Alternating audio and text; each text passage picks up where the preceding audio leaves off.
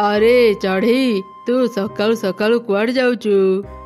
मो सहर को जाऊची काऊ भाई, आग को राखी एथर अनेक नुआ नुआ राखी सहर को आसीची। मो से सब आनी आम जंगल रे बिक्री करिबी। आउ तमे माने कुआड़ जाउथिलो? आमे भी राखी पाई गोटे मिठा दुकान देबु भाबुचु। मिठा तैयारी बा सामग्री किनिबा पाई ही आमे बे जाउथिलु। हाउ चढ़ी तू जा, आमे भी जाऊ आम जिनिस आणु। अरे तू तो चढ़े को कहीदेलु आमे मिठा दुकान देबा, हेले मिठा तैयारी बा सामग्री किनिबा पाई भी आम पाखरे टंका नहीं। एबे आमे केमिति मिठा दुकान देबा? सेति पाई तुमे चिंता करनी, मो पाखरे अल्प किछि टंका अछि। आउ जते टंका दरकार हेबो आमे से टंका बाकी रखी देबा। एमिति कथाई से माने सौदा दुकान को गले आउ मिठा तैयारी पाई सब सामग्री किनिले। मिट्टू भाई केते टंका हैला? तामर 2000 टंका हैला। मिट्टू भाई एनियो 400 टंका, बळका टंका बाकी खाता रे लिखि देई थाओ। आमे 10-20 दिन भितरी तुम टंका देई देबु। बाकी खाता रे तम मानकर अनेक टंका पड़िची, आउ धार दे परिबिनी। आगो टंका दियो तापर सौदा नियो। काऊ माने जेते कहिले भी मिट्टू तांकु धार देलानी। काऊ माने खाली हाथ रे फेरी आसले। से माने कौन करिवे न करिवे से चिंता थिले। एमिति संध्या हेई गला। चढ़ी राखी धरी घर को फेरुथिला। सेते बेले काऊ माने ताकू देखि ता पाखु गले। अरे चढ़ी तू सहर रु फेरु फेरु ते देरी करि देलु जे, तू कौन भलो राखी पाइलुनी? अरे ना काऊ भौणी, मु तो सकाळु ही सहर रु राखी आनी आम जंगल रे बिक्री करुथिली। आज मोर बहुत भलो राखी बिक्री हेची। गोटे दिन रे ही मोर 500 टंका रोजगार हेची। हौ काऊ भौणी, मु एबे घर को जाए, मो पिला माने मते अपेक्षा करिथिबे। एमिति कथा हेई से माने निज निज घर को गले। चढ़ई बहुत खुशी थिला। आरी पिला माने आज मोर बहुत भलो राखी बिक्री हेची। मु तम मानक पई गरमा गरम जिलापी आनीची, एई निया। अरे देखो ना, आमे जाई मिठा तैयारी बा सामग्री किनी पारिलेनी। सेपटे चढ़ी राखी किनी राखी बिक्री भी करि सारिलानी।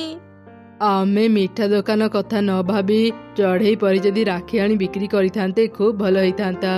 मिठा तैयारी पई अनेक जिनिस दरकार, ता उपरि पुणी भलो मिठा तैयारी न करि पारिले चढ़ई माने मिठा किनिबेनी। एते झमेला अपेक्षा राखी दुकान देबा बहुत भलो। हाँ जे, हेले राखी कोन तुमे मागणा रे पाइबा? राखी किनिबा पाई भी टंका दरकार। आमे काहे के किनिबा? चढ़ई पाखरे तो राखी अछि। आज राती आमे तार सब राखी चोरी करी नहीं आसीबा। अरे तुमे तो एकदम ठीक कथाटी कहिला। मु तो एमिति भाबी नथिली। एबे खाली राती हेउ, तापरे देख मु कोन करूची। राती हेबा परे काउर स्त्री खिचड़ी तैयारी कला। आउ तापरे से खिचड़ी रे निद औषध मिसेई चढ़ी रे घर को गला। अरे चढ़ी, मु आज तम मानक पई खिचड़ी आनीची, एई नियो खाओ। हेले काऊ भौणी को खुशी रे जी खिचड़ी आनीच? से एमिति किछि नुह चढ़ी, मु आज टिके अधिका खिचड़ी रांधी देइथिली। तोर दुई छुआ को खिचड़ी खाइबा को भारी भल पांती भाबी मु आनी देली। हाँ आंटी, मते भी खिचड़ी भारी भल लगे। धन्यवाद काऊ भौणी, मु आज मा पिला मानक पई जिलापी आनीथिली। तुमे भी किछि जिलापी नियो। एमिति कथा हेई काऊर स्त्री जिलापी खाइला। चढ़ी आउ तर दुई छुआ निद औषध मिसा खिचड़ी खाइले। तापरे काऊर स्त्री घर को गला। अरे तू आसीगलु, मते गोटे कथा कहिलु, तो चढ़ई मानकु खिचड़ी काहेकि देबाकु जाइथिलु? अरे मु से खिचड़ी रे निद औषध मिसे चढ़ई मानकु देबा पई जाइथिली। थरे भाबिला राती रे आमे चढ़ई घर राखी चोरी करिबा समय रे जदि चढ़ई किबा ता दुई छुआर निद भांगी गला, राखी तो पाइबानी, ओलोटा अपमान ही फेरिबा। ए सब भाबी ही मु ताको निद औषध मिसे खिचड़ी देइची। चढ़ई आउ तर दुई छुआ निद औषध मिसा खिचड़ी खाई सोई पड़िबे। तापरे आमे आराम रे सब राखी चोरी करि परिबा। ए सब सुनी काऊ अनेक खुशी हेई गला। राती हेबा परे से माने चढ़ई रे घर को गले।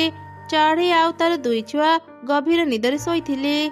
दुई काऊ खुशी हेई सब राखी चोरी करी नहीं गले। सकाळे चढ़ई रे निद भांगिला। से ता घरे गोटे भी राखी न देखी अनेक कांदिला। ଏଇ କଣ ସର୍ବନାଶ ହେଇଗଲା। ଘରେ ତ ମୋର ଗୋଟେ ବି ରାକ୍ଷୀ ନାହିଁ। ମୋ ରାକ୍ଷୀ କିଏ ଚୋରି କରି ନେଇଗଲା? ମା କାଲି ରାକ୍ଷୀ, ଏବେ କଣ ହେବ? ତୁମେ କେମିତି ରାକ୍ଷୀ ବିକ୍ରି କରିବ? ମୁଁ ବି କିଛି ଜାଣିପାରୁନି। ମୁଁ ମୋ ମା ପାଖକୁ ଥରେ ଯାଇ ଦେଖେ। ଏମିତି କହି ଚଢ଼େଇ ତା ମା ପାଖକୁ ଗଲା ଆଉ ତାର ମାକୁ ସାହାଯ୍ୟ ମାଗିଲା। ଆରେ ମା, ତତେ ଦେବା ପାଇଁ ମୋ ପାଖରେ ଏବେ ଟଙ୍କାଟେ ବି ନାହିଁ। ତୁ ମନ ଦୁଃଖ କରିବୁନି ମା, ତତେ ଆଜି ଖାଲି ହାତରେ ଯିବାକୁ ପଡୁଛି। ନା ମା, କିଛି କଥା ନାହିଁ। ତୁମେ ମୋ ପାଇଁ ଚିନ୍ତା କରନି। ମୁଁ ଆଉ କିଛି ବ୍ୟବସ୍ଥା କରିନେବି। ହଉ, ମୁଁ ଏବେ ଯାଉଛି। ଆରେ ରହ, କାଲି ରାକ୍ଷୀ। ମୁଁ ମୋ ନାତି ନାତିଙ୍କ ପାଇଁ ଫୁଲରେ 2ଟି ରାକ୍ଷୀ ତିଆରି କରିଛି, ତାଙ୍କ ପାଇଁ ନେଇଯା।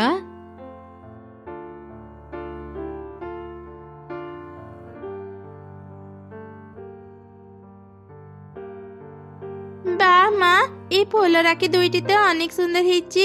হেলে মা, কালি সকাଳ ହେଉ ହେଉ এই ফুল ସବୁ ଯଦି ଶୁଖିଯିବ? ଆରେ ନା, ଏ ଫୁଲ ସବୁ ଶୁଖିବନି। ତୁ ଗୋଟେ କାମ କରିବୁ, ରାତି ସାରା ଫୁଲକୁ ପାଣିରେ ରଖିଦେବୁ। ସକାଳେ ସବୁ ଫୁଲ ସତେଜ ଥିବ। ଏମିତି ହେଲେ ତ ବହୁତ ଭଲ କଥା ମା। ମୁଁ ପ୍ରତିବର୍ଷ ସହରରୁ ରାକ୍ଷୀ କିଣି ଆଣି ବିକ୍ରି କରେ। এই ବର୍ଷ ମୁଁ ବି ଘାସ ଫୁଲରେ ରାକ୍ଷୀ ତିଆରି କରି ବିକ୍ରି କରିବି। ତାପରେ ଚଢ଼େଇ ତା ମା ବଗିଚାରୁ ବିଭିନ୍ନ ପ୍ରକାରର ଫୁଲ ଆଉ ଘାସ ନେଇ ତା ଘରକୁ ଗଲା। ଆଉ ସେ ଘାସ ଫୁଲ ଦେଇ ସେ ସୁନ୍ଦର ସୁନ୍ଦର ରାକ୍ଷୀ ତିଆରି କଲା। ସେ ସବୁ ରାକ୍ଷୀ ଧରି ସେ ବଜାରକୁ ଗଲା। କାଉ ମାନେ ବି ରାକ୍ଷୀ ଦୋକାନ ଦେଇ ବିକ୍ରି କରୁଥିଲେ। ରାକ୍ଷୀ ନିଅ ରାକ୍ଷୀ, ସୁନ୍ଦର ସୁନ୍ଦର ରାକ୍ଷୀ, ଆସ ଆମ ପାଖରୁ ରାକ୍ଷୀ ନେଇ ଯାଅ। କଣ ଏ 2 କାଉ ତ ଗତକାଲି ମିଠା ଦୋକାନ ଦେବି କହୁଥିଲେ, ଆଜି ହଠାତ୍ ରାକ୍ଷୀ କୋଉଠୁ ଆଣି ବିକ୍ରି କରୁଛନ୍ତି? ନିଶ୍ଚୟ ଏମାନେ ହିଁ ମୋ ଘରୁ ସବୁ ରାକ୍ଷୀ ଚୋରି କରିଛନ୍ତି। ଆରେ ଚଢ଼େଇ, ତୁ କଣ ଏତେ ଭାବୁଛୁ? ଆଉ ତୁ ଏ ଘାସ ଫୁଲର ରାକ୍ଷୀ ବିକ୍ରି କରୁଛୁ? ତୋରେ ରାକ୍ଷୀ କେହି କିଣିବେନି। କାଉର କଥା ସରିଛି କି ନାହିଁ, 2ଟି ଚଢ଼େଇ ଘାସ ଫୁଲର ରାକ୍ଷୀ କିଣିବାକୁ ଗଲେ। ଆରେ ବା, ଫୁଲର ରାକ୍ଷୀ, ଗୋଟେ ରାକ୍ଷୀ କେତେ ଟଙ୍କା ଚଢ଼େଇ? ଫୁଲ ରାକ୍ଷୀ କାହିଁକି କିଣୁଛନ୍ତି? ଏ ଫୁଲ ଗୁଡା ଗୋଟେ ଦିନରେ ଶୁଖିଯିବ। ଆମ ପାଖକୁ ଆସନ୍ତୁ, ଆମ ପାଖରେ ଅନେକ ସୁନ୍ଦର ସୁନ୍ଦର ରାକ୍ଷୀ ଅଛି। ନା, ଏ ଫୁଲ ରାକ୍ଷୀ ଗୋଟେ ଦିନରେ ଶୁଖିବନି। ରାତି ସାରା ଫୁଲ ରାକ୍ଷୀକୁ ପାଣିରେ ରଖିଦେବେ। ସକାଳେ ଦେଖିବେ ସବୁ ଫୁଲ ସତେଜ ଅଛି। ହଁ, ଠିକ କଥା। ପ୍ରତିବର୍ଷ ତ ଆମେ ସେଇ ଏକା ରାକ୍ଷୀ ନେଇ ବାନ୍ଧୁଛୁ। ଏଥର ଆମେ ଫୁଲ ରାକ୍ଷୀ ନେବା, ନା କଣ ଭାଇ? ହଁ, ଠିକ କଥା। ଏମିତି ଶୁଣି ସେଠାରେ ଥିବା ସବୁ ଚଢ଼େଇ ଫୁଲ ରାକ୍ଷୀ କିଣିବାକୁ ଗଲେ। ସେଦିନ ଚଢ଼େଇର ସବୁ ଫୁଲ ରାକ୍ଷୀ ବିକ୍ରି ହେଇଗଲା। କାଉ ମାନଙ୍କ ଦୋକାନକୁ କେହି ବି ଗଲେ ନାହିଁ। ରାକ୍ଷୀ ଦିନ ବି ସମସ୍ତେ ଚଢ଼େଇ ପାଖରୁ ହିଁ ଫୁଲ ରାକ୍ଷୀ କିଣିଲେ। କଣ ହେଉଛି?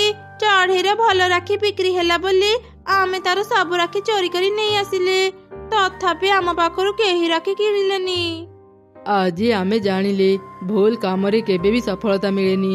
ଆମେ ଯଦି ଚଢ଼େଇର ରାକ୍ଷୀ ଚୋରି ନ କରି ନିଜେ କିଛି ରାକ୍ଷୀ କିଣିଥାନ୍ତେ, ଅଳ୍ପ କିଛି ହେଲେ ରାକ୍ଷୀ ଆମର ବିକ୍ରି ହେଇଥାନ୍ତା।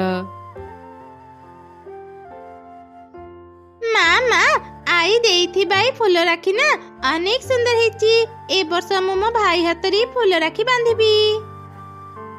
ଏମିତି କହି ଚଢ଼େଇ ଛୁଆ ତା ଭାଇ ହାତରେ ସେ ଫୁଲ ରାକ୍ଷୀ ବାନ୍ଧିଲା। ସେ ବର୍ଷ ଜଙ୍ଗଲରେ ସମସ୍ତେ ଘାସ ଫୁଲରେ ତିଆରି ରାକ୍ଷୀ ବାନ୍ଧିଲେ।